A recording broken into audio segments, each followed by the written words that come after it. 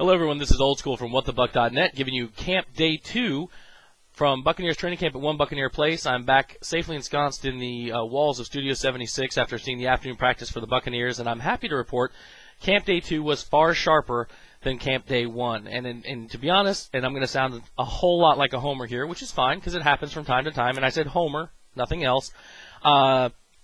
This is what going to camp is about today.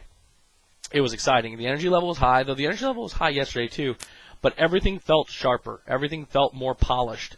Now, I spent most of the time on the main sidelines watching the offensive drills. You got to see some on 11-11s and 7-on-7s where you saw the defense out there, but primarily it was watching the offense, watching the skilled positions, watching the quarterbacks and the receivers work on their craft, and really everything just looked like it was a little bit sharper today. There's a couple of guys that are starting to kind of come to the surface. Guys you expect to do well. Guys like Mike Williams and Aurelius Ben and these guys are looking pretty good. I think Mike Williams looks tremendous. He cramped up yesterday. He was out there running around fine today, guys. Nothing that if you've ever seen Florida Heat would surprise you. In fact, LeGarrette went down with a cramp today too, but he was able to walk it out. Speaking of LeGarrette looks ridiculous. Now, he doesn't look particularly good receiving the ball out of the backfield. He's going to have to learn that craft because he looked pretty bad today, kind of stone hands in some of the drills. But running the ball, I was with a buddy of mine, Dwayne Jones, I went to high school with, and he joked around. He hit the B button on Geno Hayes on one play. He came through the hole and hit a spin. Now, on this particular play, the offensive line kind of baited our young guys. It was Adrian Clayborn and McCoy on the left-hand side. They baited them around the end, and the play came right up underneath. It left a huge hole for LeGarrette, and LeGarrette hit a spin move on Geno Hayes that was just sick. So LeGarrette looks good in general. Now, again, the other skill position guys look very good as well. Sammy Strouder had a good day. Josh Freeman looked sharp. Josh Johnson looked sharp. Rudy Carpenter looked like Rudy Carpenter. I hate to be a jerk. He's the third-string quarterback on this team, and he's a third string by, I think, a pretty significant distance. Now, I was trying to pay attention to the young guys. Joe McCoy, Adrian Clayborn, Daquan Bowers, trying to see if Brian Price's stories that everyone seems to be all excited about him being too fat were true. And I'm here to report, and I tweeted about this during practice, those guys are full of shit right now. He may be carrying too much weight because he hasn't been able to work out. But I watched him, and he's killing people when he's in there. He is absolutely killing people. Now, does he have enough gas to go long-term? Is he as explosive as he could be after the healing? No. But first play he's in, they double-team him with Fain and Larson. Right now, the double team works, right? The next play that they don't double team him, he's in the backfield almost as fast as the ball. This kid is really dynamite, guys. I just hope he can get healthy enough for us to see that on the field. Now, that being said, Roy Miller didn't have a bad practice. Adrian Clayborn, who you know I'm a fan of, AJ Clay on Twitter, had a good day. He had a very eye-opening day, though, because Donald Penn, guys, a lot of you guys continue to clown Donald Penn. Donald Penn is a damn good left tackle, and he stoned Adrian Clayborn almost all day long. This is going to make Adrian Clayborn a much better player, and I actually tweeted about it because whenever they dared put a different left tackle out there, Adrian Clayborn was eating them up. They were going left to right on the field, and there were about 4 plays in a row where Adrian Clayborn was in the quarterback's back pocket. Now, when I tweeted about Adrian Clayborn versus anyone but Donald Penn is sack time, Clayborn responded to me, yes, but he's the only one that matters. Right? That speaks to the amount of dedication this kid has. I am just stoked about what he's going to do. And I don't think it's just him. I think it's a lot of our young guys have that same attitude. You see that kind of passion out of them. I was talking to Sam from The Godfather from 1010 AM Sports Mob, and he had an interview with Mike Williams talking about free agency and said, well, you know, do you feel that we should have gone out and got a free agent? Do you feel confident that the team feels like they can trust in you? And, of course, as a player, he's going to say he likes that model, but now the onus is on them to go prove it. And I think that the team really carries that with them, almost like a chip on their shoulder.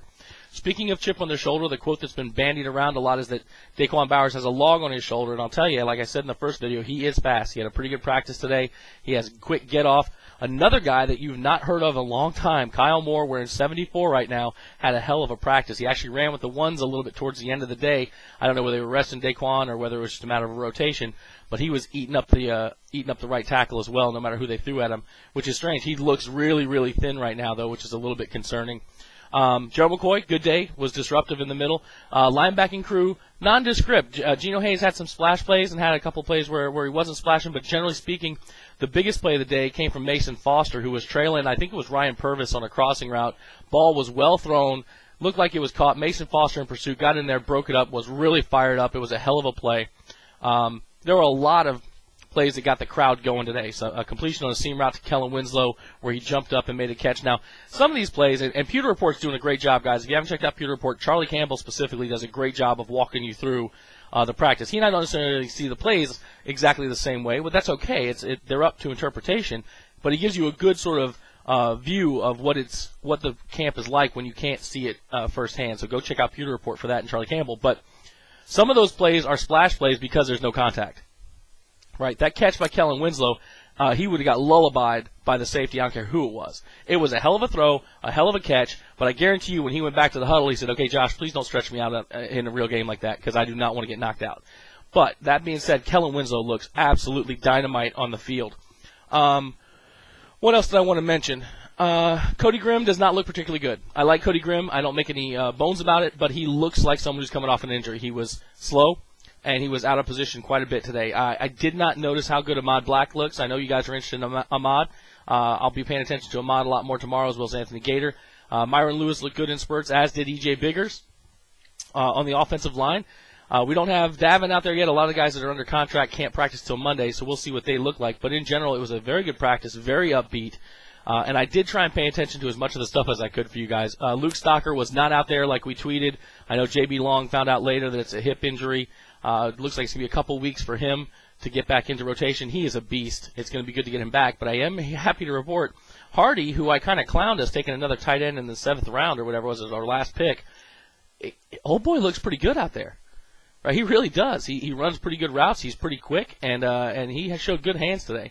I think that tight end is a position of depth at this point on the team, even with Stocker's injury. So I don't think that the discussion about Todd Heap makes any sense. I know that's a very popular one right now. I'm not sure whether it's because people just want us to spend money or whether it's because they think that Todd Heap is better than the other guys on the roster. But I know it's early for Luke Stocker, but I think if you look at what they're investing in this, you've got Kellen Winslow, Luke Stocker, and right now I'd put Hardy above Ryan Purvis, even though Purvis has got a year under his belt. He looked very, very good. And admittedly, that is an incredibly rapid assertion. So I need to see a lot more of him, but he looked good today. Even if we don't with Purvis, I think we've got a serviceable tight end crew. I don't think we need to go pull in a free agent. We did not get to see our new punter/kicker today. We did see some special teams practice. Desmond Briscoe looked pretty good, and a guy I told you a little bit on the tape earlier, Ed Gant. Keep an eye on this kid. Number 15, Ed Gant, looked good again today. Very fast, good route runner, great hands, smooth as silk. The question becomes, when he puts pads on, does he disappear, and can he produce enough in special teams? As we go through the rest of the training camp videos, we'll talk about the depth chart questions because it's going to be a dogfight for those wide receiving spots, because I think they've got a lot of talent in this camp. So, great day at camp. I'll be back out there tomorrow. I may actually be out there for 2 sessions tomorrow, so keep your eyes peeled and keep following us on Twitter at @WhatTheBuck, and we'll try and do the best we can to keep you aware of what's going on camp, at least from our perspective. We will have a live show this week as well on Thursday. I don't know if we're going to have a special guest or not, but if we do, we'll let you know. We're on Facebook as well, facebook.com/WhatTheBuck, and, of course, at whatthebuck.net. Thanks for tuning in. Let me know what you think about the video. And in the comments, if there's people you want me to check out specifically, let me know. Thanks.